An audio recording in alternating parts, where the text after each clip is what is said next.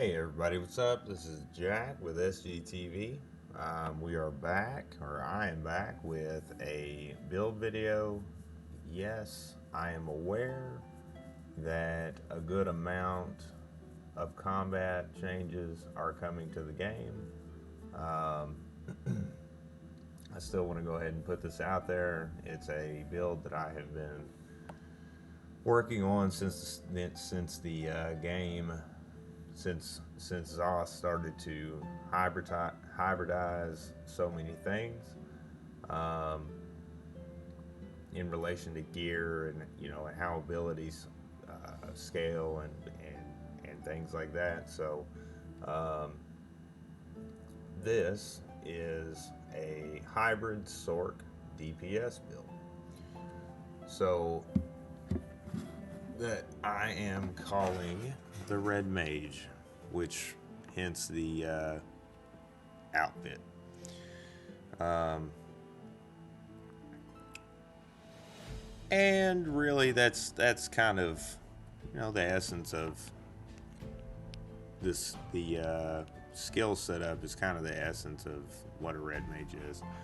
So real quick, first up, I think what I'm going to start out with is the outfit. Just in case anyone's curious and enjoys the way this build looks. Um, so I'm wearing the Sapiarch helm, High Rock Spell Sword, epaulettes, Ivory Brigade bracers, Yokuten greaves, High Rock Spell Sword jerkin, High Rock Spell Sword sash, High Rock Spell Sword shoes, and then for the weapons, I'm using the Sigic Order Greatsword. It is honestly the closest thing that I can find in ESO to a rapier, which is the traditional, if you know anything about most RPGs where there are red mages, the rapier is the staple weapon. That's the front bar. On the back bar, we have the Outlaw Staff 3. It most resembles the staff that's often associated with red mages. Now, I'm aware that this is not the traditional red mage look, right? But this is ESO. It's not Final Fantasy or some other game. So we're gonna give it, or I decided to give it a little bit of a Elder Scrolls touch. Let's say that. So anyhow, the colors are Fire Drake's Flame and Cold Harbor Ash Black, and the boots are Undaunted Bronze. So just in case you're curious, that's this outfit. That's what composes this outfit.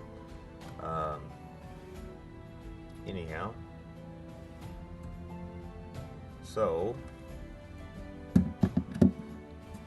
the build, to move on to the build itself,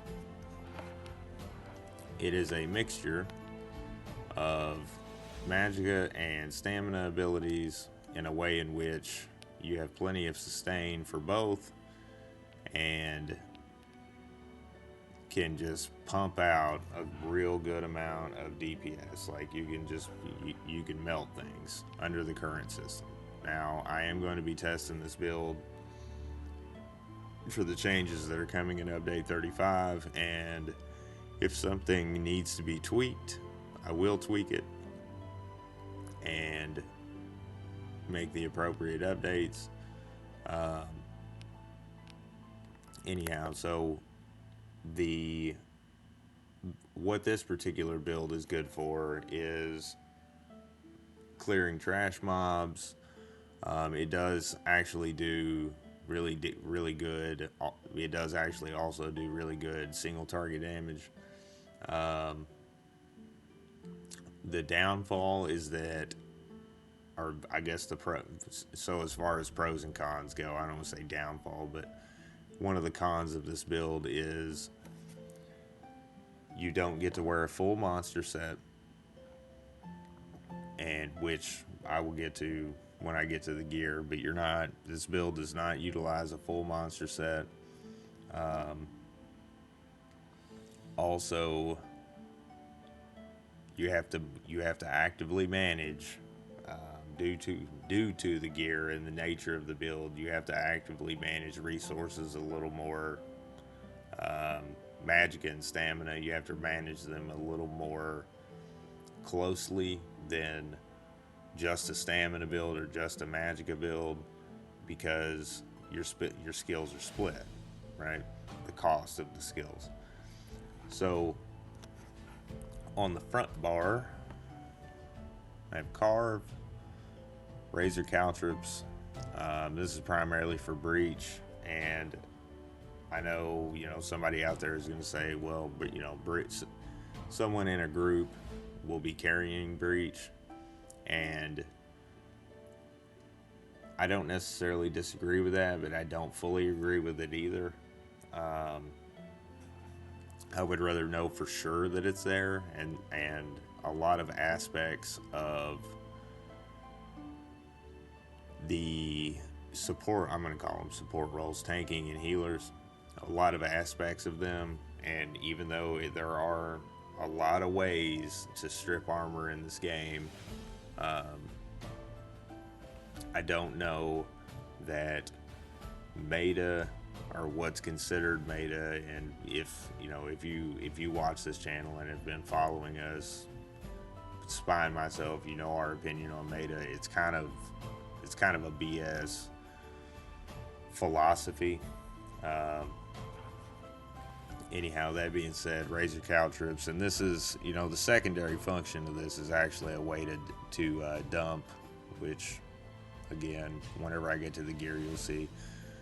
But it's kind of a way to dump stamina if you need to do so, while having the added benefit of inflicting major breach on a group of enemies.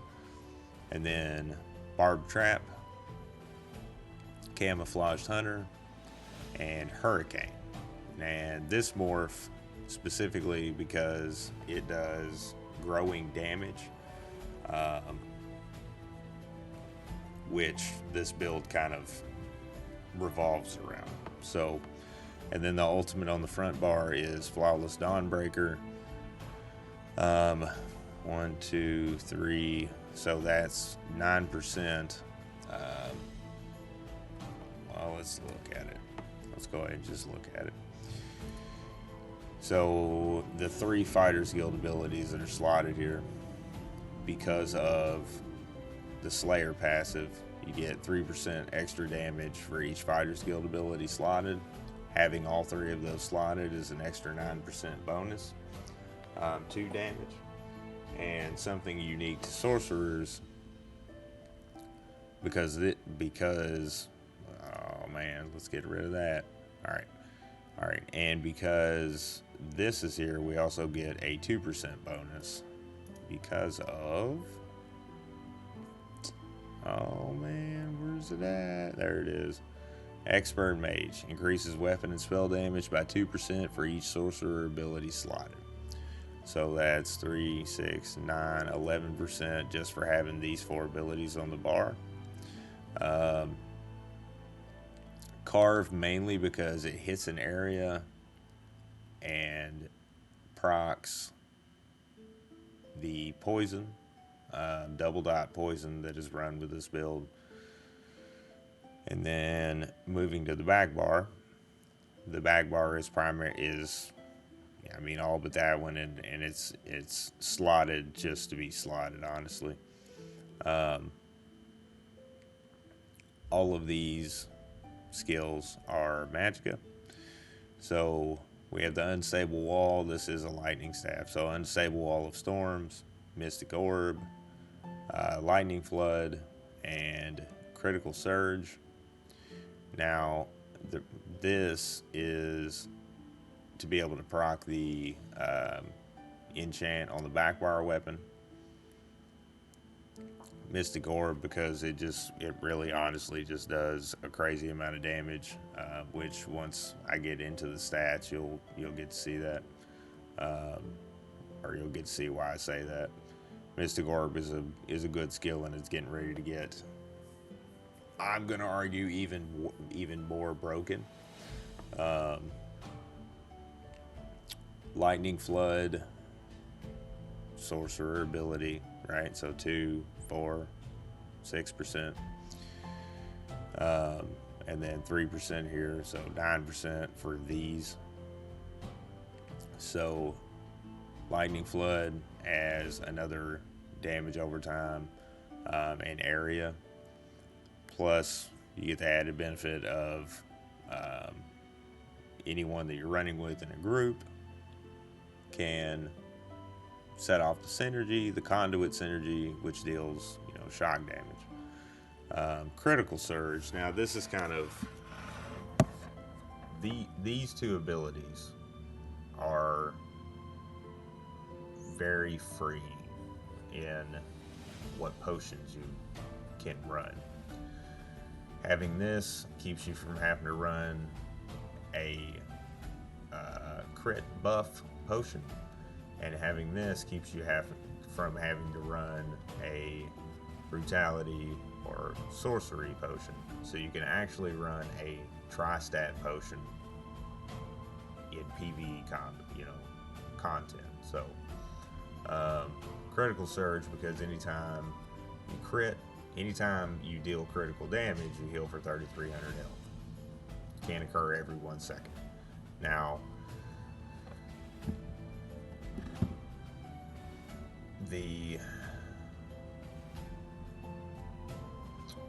we're going to go ahead and go into champion points, and I've got some that are not slotted. We'll start with the Warfare Tree. In the Warfare Tree, the slottables for this build are Master at Arms, so 6%. I'm just going to read the total. 6%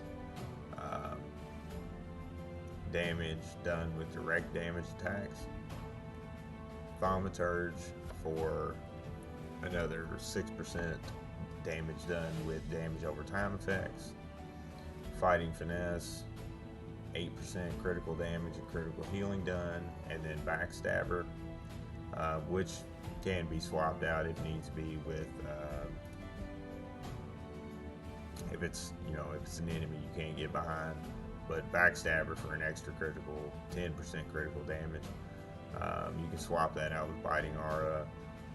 I would recommend Biting Aura because everything is, or most of these builds, or most of the skills, sorry if I can talk, most of the skills are AoE, area of effect, so you can get another 6%. If you're in a situation where you can't utilize the benefit of Backstabber. In the Fitness Tree, Boundless Vitality for 1,400 extra health. Fortified for 1,731 extra armor.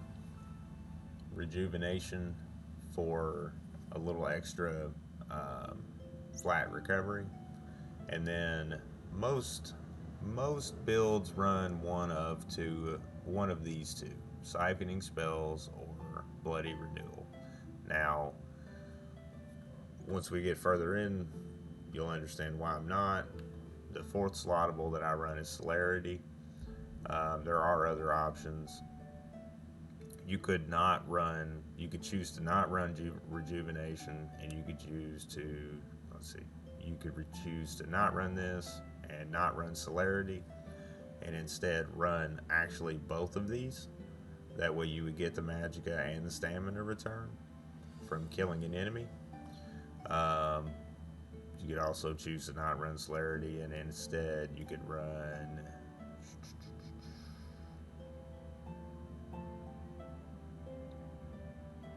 Sustained by Suffering, would be an alright one. And there is one other, where is it at? That's Magicka and Health Recovery. I think it's Sustained by Suffering would be the one that I would recommend. if if you don't like this setup, there are some options, but this is what I have found works best for my particular playstyle. Now, yes, all these, you can get all of the passives in here, and you get all the passives in any of the trees, but as far as slottables go, I think these are the ones that need to be gone over the most, probably, or at least put attention on the most. Now, this is, it's very much a quality of life tree is really what it is, and you can kind of take whatever. I would recommend Steed's Blessing for movement speed, Rationer for an extra 30 minutes on any food or drink that increases your character's stats, and then Treasure Hunter to increase the quality of items you find in treasure chests. And then I have Meticulous Disassembly on this and not Liquid Efficiency because, 10%, it's a tri-stat potion. It's just not, I don't personally see the benefit in it. You can run this, you can slot this instead of Meticulous Disassembly. But I just like the idea that, or I like the benefit that you get from whenever you deconstruct. You have the refining of more powerful resins, tempers, tannins, and platings, and all that. So, again, before in the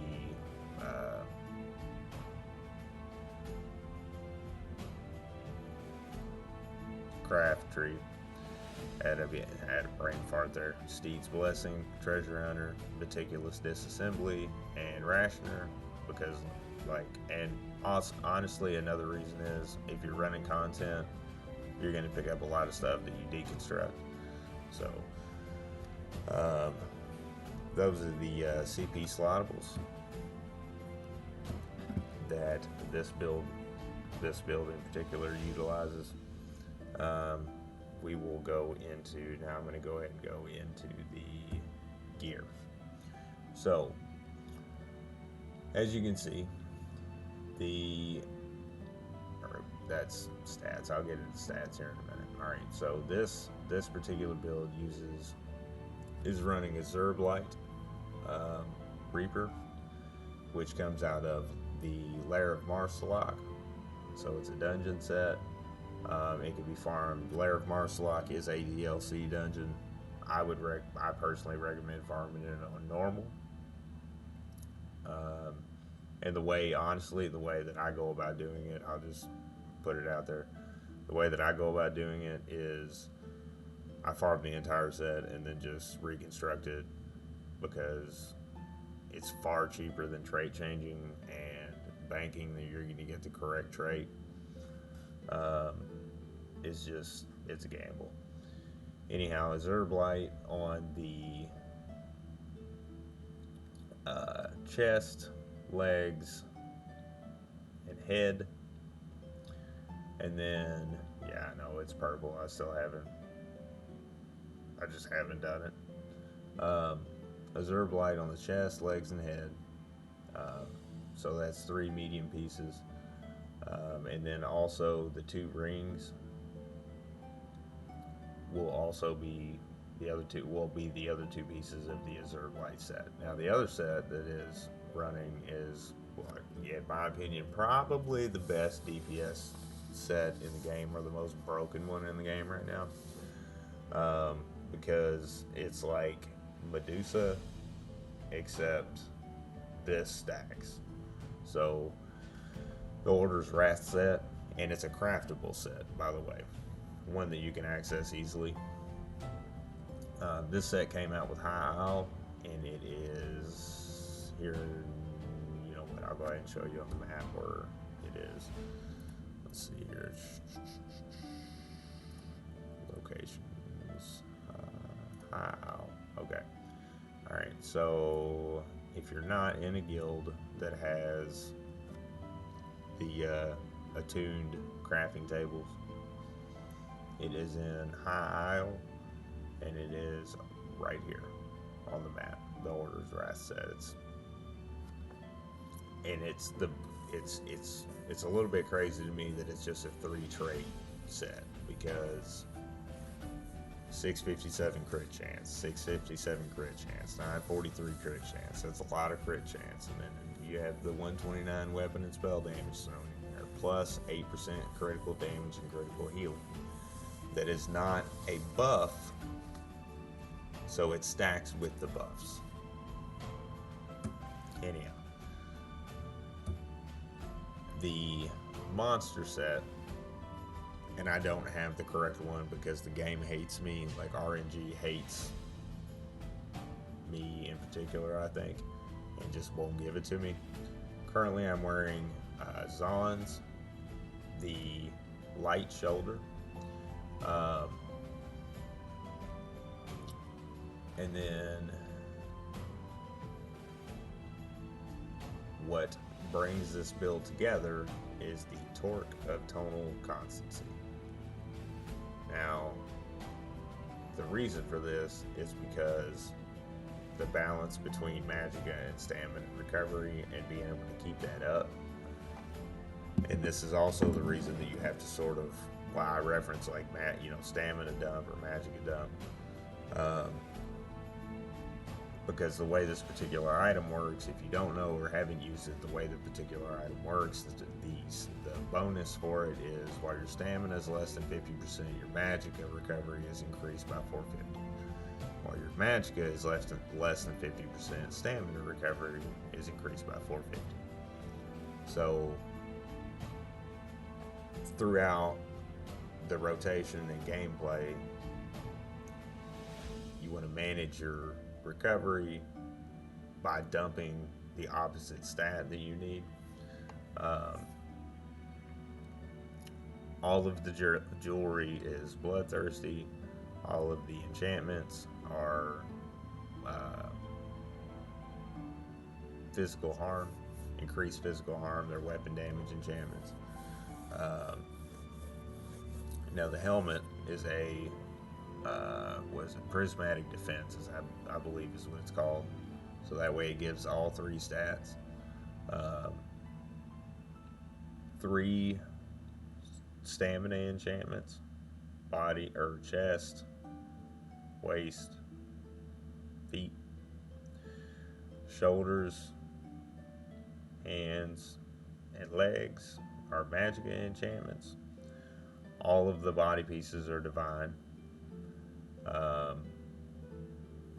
The weapon is a 2-handed axe. Yes, I know that's a little odd, but the weapon is a 2-handed axe, and on the front bar and on the back bar. So the Order's Wrath set is feet, waist, hands, and then the weapons to give you the 5-piece set. So the 2-handed battle axe on the front bar with precise as the trait, and then on the back bar, lightning staff, the Order's Wrath with infuse as the trait, and weapon damage enchantment. This particular build does not use an enchantment on the front bar weapon. It uses double dot poisons. Right now I'm just running crown lethal poisons. I've got a ridiculous amount. I have 403 in the bank. I've got 54 here. I've probably got them spread out amongst characters as well. And they do the same, if about this. I think they do the exact same amount as the crafted ones. I know you can craft some that have other effects along with the double dot, but crown lethal poisons work just fine. You can craft them. Now, moving on to the stats. Let's go here. All right. So I've got 12 points into magicka and 52 points into stamina. this seems to yield the right balance between the stats in order to be able to keep up all of the abilities and to be able to manage the recovery correctly. Magicka recovery without the torque active. Magicka recovery is 1200. Stamina recovery is 1400. Now, if you're running tri-stat potions, which are, they're real cheap, crown potions work. They do the same thing. You get a 30% increase in recovery. So this is without the 30% increase in recovery. This is without the torque running. This is, it's 1400, 1200. Health recovery is 900. And this is primarily the food, because of the food. So with these two and no points in health, max magicka is 18,500. Max health, because of the food that I'm running, is 23,600. And then max stamina is 22,200. Now unbuffed, weapon damage 3,700. Weapon critical 43.5%. Physical penetration and spell penetration are 4,400, which is why I'm also packing breach. Unbuffed resistance or unbuffed armor is 13,900 spell resistance and 11,000 physical resistance. And then going into advanced stats, let's see here, critical damage is 39%. And then the interesting thing, and the reason that I chose Sorcerer, is because Sorcerers get a 5% bonus to physical damage and shock damage, hence the lightning staff. But that seems to me to be indicative of being able to really capitalize on being a hybrid build. So here's your 5%, buff to shock damage. Here's the 5% buff to physical damage. Critical damage, 39%. So, just so we understand, in case you don't, I'll explain this. The amount of additional damage your critical hits do is 50% increased damage and can be made more powerful. So this number is on top of 50%, up to a maximum of 125. So you take the backstabber, when you activate it, that goes up to 49%. If you pick up a minor force buff, that's another 10%. So now you're up to 59%, which is really 109%, which we are carrying because of the trap ability on the front bar. We're carrying that minor force buff, so 10% from that. Now we're up to, with backstabber active, now we're up to 59%, which is 109%. All you need from there is somebody to set off Warhorn or something, and you'll be at crit damage cap. The way in which I'll get into this to another video, the way in which you want to go about thinking about this is, if you're not critting on a fairly regular basis, don't build into this. Worry about building into crit chance first, and then crit damage. So, let's see here. All right, so the Mundus stone that we're running is the Shadow. And the reason being is crit chance is high enough that we're critting. This build crits on a regular basis. The food is Orzorga's smoked bear haunch, because it gives max health and then recovery for all 3 stat pools. So you get 406 health recovery and then 369 stamina and magic recovery. Now this particular build is a high elf for their wrong one. Where's it at? Alright, racial. So I've picked high elf because of elemental talent to really push the damage output of the build. You get 258 at, you know, once elemental talent is maxed out, you get 258 weapon and spell damage. Searbane's boon helps to balance out the 2 stat pools that you're going to be managing, and then you also have spell recharge. So when you activate an ability, you restore 625 magical or stamina based on whichever is the lowest. This effect can occur once every 6 seconds. Also, when you're using an ability with a channel or a cast time, you take 5% less damage. So, you know, damage reduction, weapon and spell damage, resource return, and then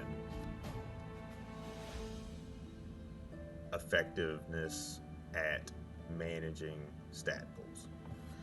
So to demonstrate real quick kind of what the rotation looks like, right?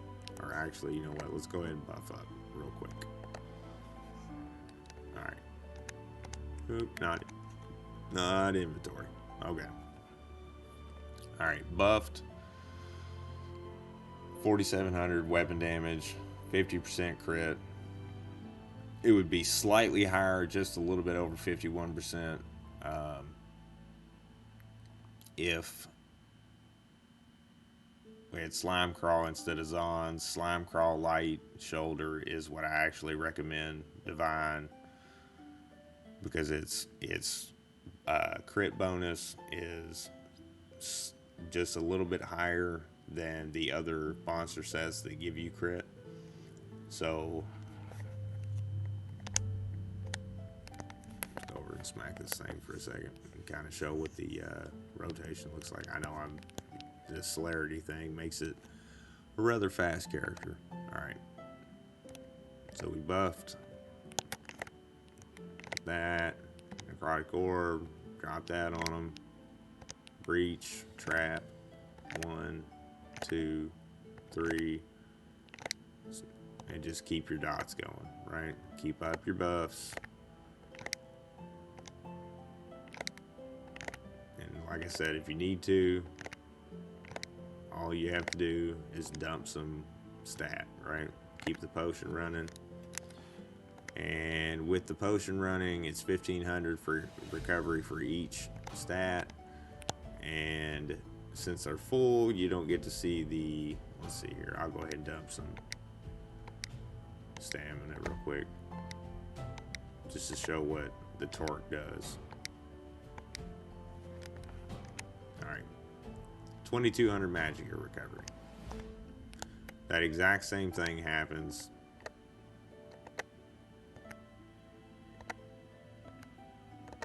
for stamina. 2197 stamina recovery when torque activates. And that's also with a potion running. But I mean, you get tons of crown potions. So ideally, you would want to be behind the target for the backstabber active, or to be active. Forgot to buff. And you just keep it going.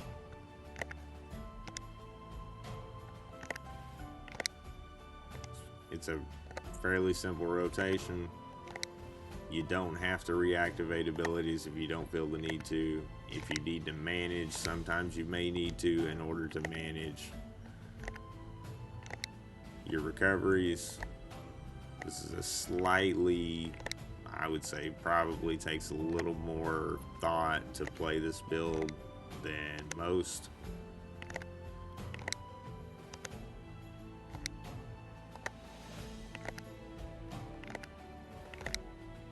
And you want to make sure you're keeping up the 3 stacks of the carve bleeds.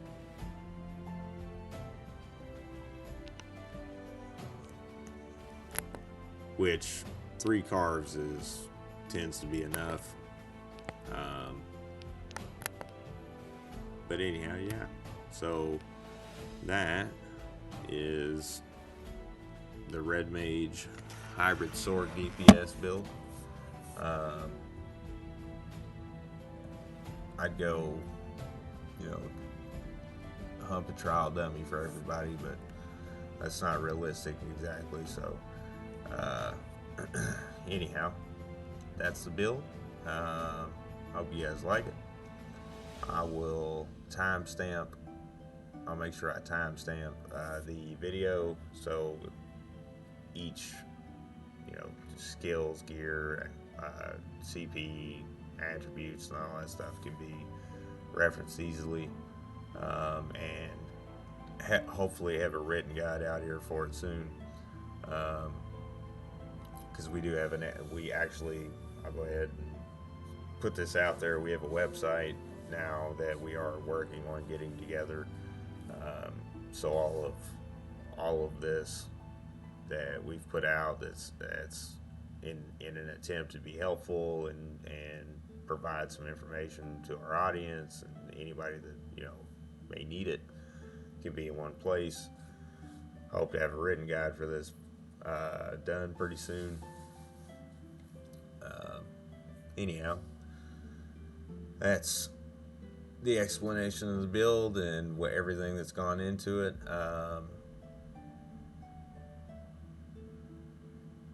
It's not as complicated as it sounds, really, to manage the 2 different resource pools. 'Cause I know most builds out there you're managing 1 resource pool. With this one, you're managing 2. It's not terrible. It does having to take some thought. Sometimes you have to dump, 1 to get the other back. Anyhow, that is all I have for this video. And actually, one more thing before I go.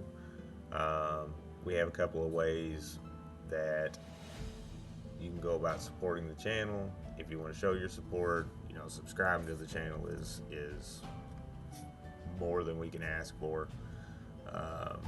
But if you do want to go above that, we now have Spy Pie Gaming t-shirts, which I will make sure I put the link to purchase to where they can be purchased. I'll make sure I link that up in the top corner of the video. As well, there is also now below every one of all of our videos, there is a button that says thanks, where you can click it and donate a few dollars. Every little bit counts. I think it's maybe 3, 5, and 8 or something. It gives you a few options, and there may be an other option where you can pick the amount. Anyhow, so that's all I've got.